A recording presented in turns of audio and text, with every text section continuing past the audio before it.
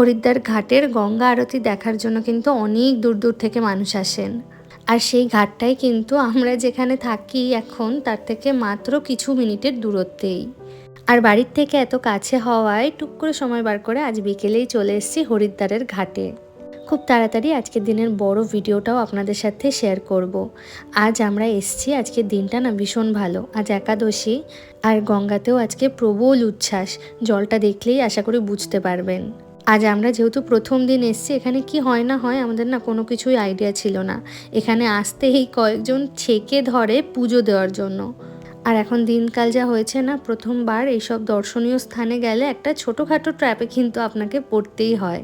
501 টাকার বিনিময়ে এখানে মা গঙ্গার কাছে আরতি করার সুযোগটা আমি পেয়েছি। তবে একটা ছোট্ট সাজেশন, আপনারা যদি কখনও ফার্স্ট টাইম ভিজিট করেন, আপনারা ট্রাই করবেন বাড়ি থেকেই এই সব জিনিসগুলো নিয়ে যাওয়ার, তাহলে আপনাদের টাকা কিছুটা হলেও সেভ হবে। আমি তো জানতাম না, প্রথমবার গেছে, একটা এক্সপিরিয়েন্স নিয়েছি। এরপর থেকে গেলে আমিও কিন্তু সেটাই করব। আর ভগবানকে ডাকতে গেলে আমার তো মনে হয় না যে পার্টিকুলার কোনো মন্ত্র বলার দরকার পড়ে।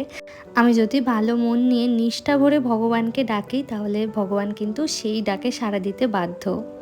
আর এখন আমাকে যা যা করতে দেখছেন, এই সবটাই আমার কাছে তো অ্যাটলিস্ট নতুনই ছিল। আর এই যে গঙ্গায় দুধ ঢালছি বা যা কিছু করছি, এই সব কিছুর জন্য কিন্তু আলাদা আলাদা করে আপনাকে সব জায়গাতে টাকা পেমেন্ট করতে হবে।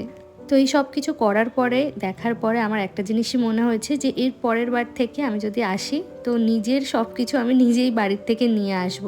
আর যেহেতু একাদশী, দিনটা খুব ভালো এবং প্রথমবার এসছি, সেই জন্যই ভাবলাম যে না, পুজোটা দিয়েই নিই। চলুন এবার আপনাদের হরিদ্বারের গঙ্গা আরতির দর্শন করাই।